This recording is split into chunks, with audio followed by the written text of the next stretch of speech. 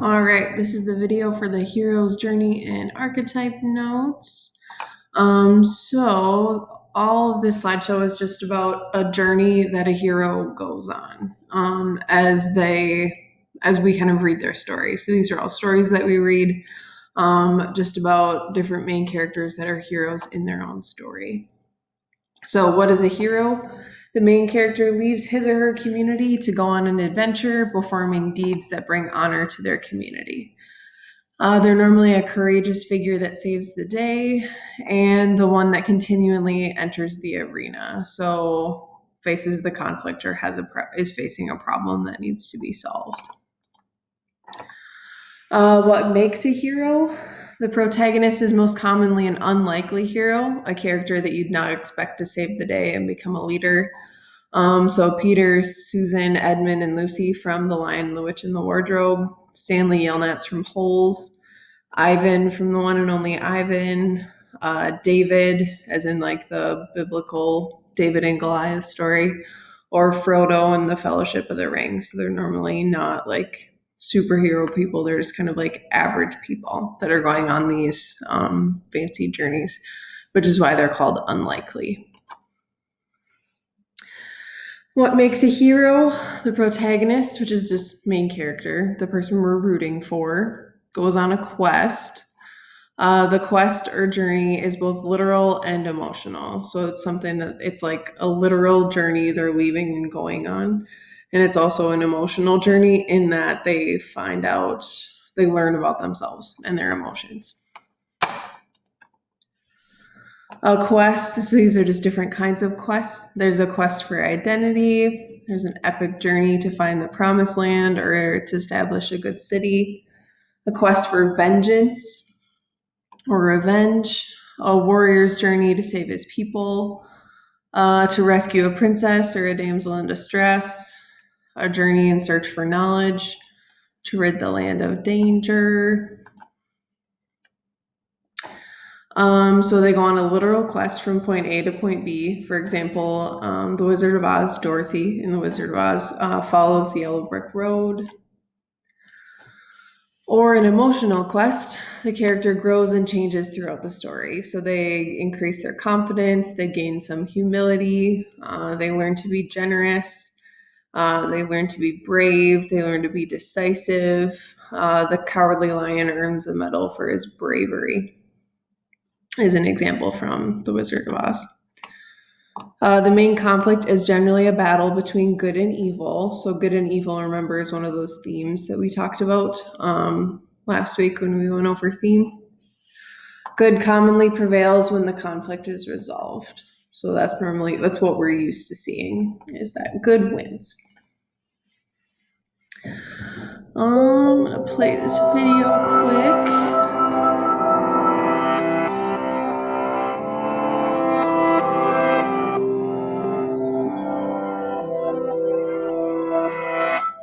What do Harry Potter, Katniss Everdeen, and Frodo all have in common with the heroes of ancient myths?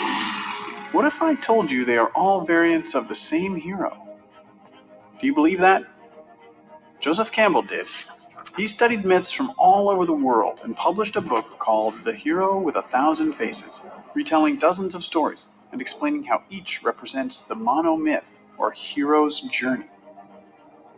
So, what is the hero's journey? Think of it as a cycle.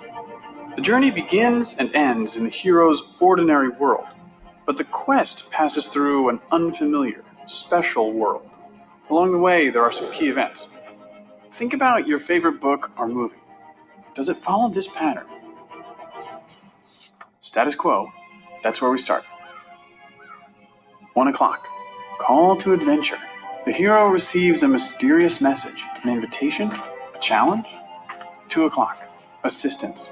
The hero needs some help, probably from someone older, wiser. 3 o'clock, departure. The hero crosses the threshold from his normal, safe home and enters the special world and adventure. We're not in Kansas anymore. 4 o'clock, trials. Being a hero is hard work. Our hero solves a riddle, slays a monster, escapes from a trap. 5 o'clock, approach. It's time to face the biggest ordeal, the hero's worst fear. 6 o'clock. Crisis. This is the hero's darkest hour. He faces death and possibly even dies, only to be reborn. 7 o'clock. Treasure. As a result, the hero claims some treasure, special recognition, or power. 8 o'clock. Result. This can vary between stories. Do the monsters bow down before the hero, or do they chase him as he flees from the special world?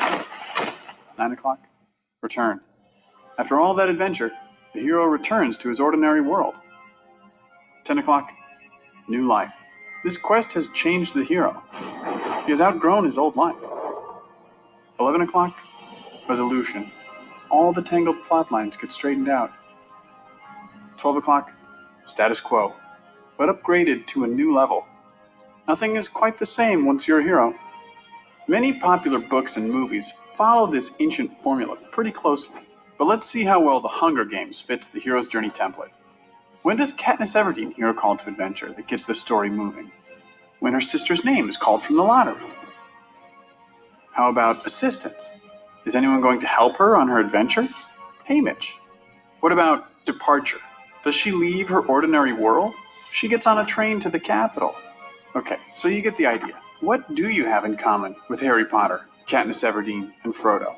Well, you're human, just like them. The hero's journey myth exists in all human cultures and keeps getting updated because we humans reflect on our world through symbolic stories of our own lives. You leave your comfort zone, have an experience that transforms you, and then you recover and do it again. You don't literally slay dragons or fight Voldemort, but you face problems just as scary. Joseph Campbell said, "In the cave you fear to enter lies the treasure you seek." What is the symbolic cave you fear to enter? Auditions for the school play? Baseball tryouts? Love? Watch for this formula in books, movies, and TV shows you come across. You will certainly see it again, but also be sensitive to it in your own life. Listen for your call to adventure. Accept the challenge. Conquer your fear and claim the treasure you seek. And then do it all over again.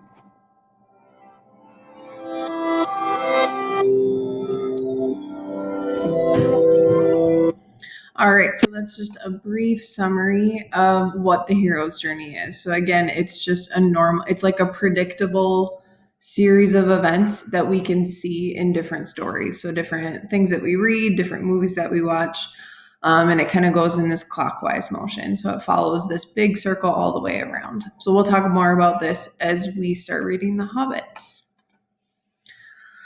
Characteristics of the hero's journey. Normally, the hero starts off naive and inexperienced, so they don't know much. They meet a monster or monstrous people. They have a strange, wise being as a mentor, so a guide, like in Cinderella, fairy godmother type thing. Blah, blah, blah. I think I'm going to move on. So I'll give you a minute just to read these over. Then I'm going to go to the next slide. So that is the hero's journey, a predictable series of events that most heroes follow as they go on a journey. Now we're going to talk about archetypes. So what is an archetype? It is a recurrent design pattern of an action character type, theme, or image. It's identifiable in a wide variety of works of literature, and it's an image or character that is recognized across many cultures for evoking or bringing out common characteristics when found in literature.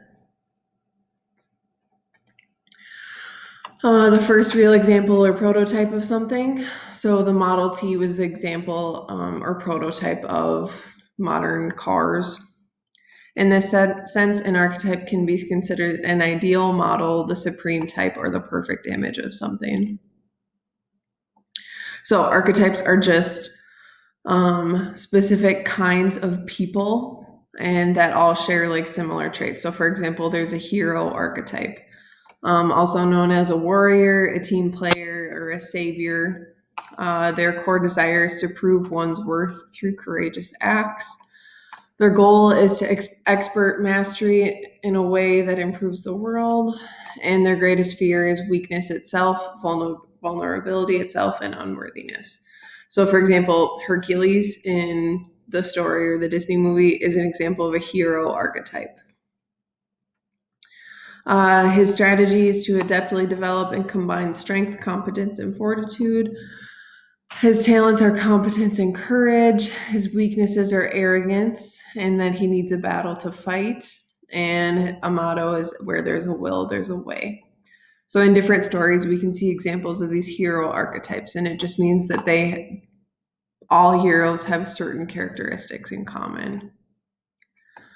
So another example of a hero is Katniss Everdeen. So she's a strong young woman from District 12. She becomes a hero when she wins the Hunger Games. She has exceptional inner strength and endurance, and she questions the status quo. And status quo just means like how things are. So like everyday life. That's the status quo. Other archetypes. So there's a savior archetype. This person is morally upright, so they like to do the right thing. They advocate for justice, and they are self-sacrificing. So they're willing to do what needs to be done with no regard for personal safety and well-being. So they think doing what's right is the most important thing. For example, in The Hobbit and The Lord of the Rings, Gandalf is a savior archetype. So he recruits Bilbo for the journey to the Lonely Mountain in The Hobbit. Kind of the same with Frodo in Lord of the Rings. He provides wise insights, encouragement, and opportunities to learn and serve. The mother archetype or the matriarchal archetype. For example, fairy godmother in Cinderella, earth mother, a stepmother, a grandmother, an aunt or a sister, really any female figure. This archetype is a protector of emotional and spiritual well-being, abundance, and balance. They normally comfort and direct, especially when confused and in need of guidance. They can be called on for help, and they help the hero solve their own problems. So there's a good version of the mother, and there's a bad version of the mother, or dark. So for example, the dark side would be like the wicked stepmother in Cinderella. She's controlling and meddlesome and never sees her children as quite good enough. But the good side has like fairy godmothers. The line The Witch in the Wardrobe has quite a few. Mrs. Beaver, Lady Galadriel, and Susan. They are a strong leader of the family, loving and supportive, willing to sacrifice for the family. The Jester Archetype is also known as the clown, the trickster, the comedian, or the practical joker. They're at peace with the paradoxes of the world and use humor such as jokes or cruel irony to illuminate hypocrisy. They level the playing field between those of power and those without. They are normally fun-loving characters who seeks to live in the now or live in the present. They excel at projecting infectious joy, letting go, and banishing depression or aggression. They strive for lightheartedness.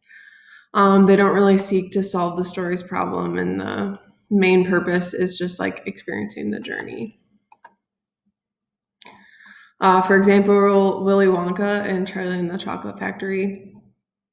Violet Beauregard's penchant for chewing gum lands her in trouble after she treats herself to gum that turns her into a violet or a plum. The wise protector archetype protects or helps protagonists when he or she faces challenges. So for example, Rafiki from The Lion King sometimes serves as a role model, often serves as a mother or father figure, teaches and leads by example, equips the hero with skills necessary to grow and survive while on the journey. Gandalf could also be seen as a wise protector, so it's just someone that's like helping and guiding. Another example is Glinda from The Wizard of Oz. She's the Good Witch of the North, and she gives Dorothy the ruby slippers and tells her where to go on her journey. The evil villain archetype is self-centered and is only focused on furthering their causes. They're normally ruthless, cruel, and cunning. They just want power and control. They try to control the hero. and create drama and excitement for the reader or audience. And they provide the hero with an opponent and a cause against which to fight. So, for example, what's her name from The Emperor's New Groove? I can't remember her name. That's not good. Oh well. For example, the White Witch in The Lion, the Witch in the Wardrobe was an example of an evil villain archetype. The warrior archetype, similar to the hero, works to destroy the enemy, is chivalrous and helpful, really good at combat and just like fighting tactics. The warrior's energy is needed not only in times of war, but on all battlefields of life. Really, anybody that excels in their own field can be an example of a warrior. A loyal companion archetype is just a best friend. So they're normal people. They're the moral center for the hero and never lets the hero get distracted or lost. Generally provides counsel or advice for the hero and is dependable, honest, and soft-hearted. And that is it. So that's all of our archetypes. So again, an archetype is just a common character that we see in stories. So as we read The Hobbit, we're going to be trying to figure out who is the savior, who's the hero, who's the best friend, who's the villain, things like that. So we're just looking for those common characters. And that is it for these notes.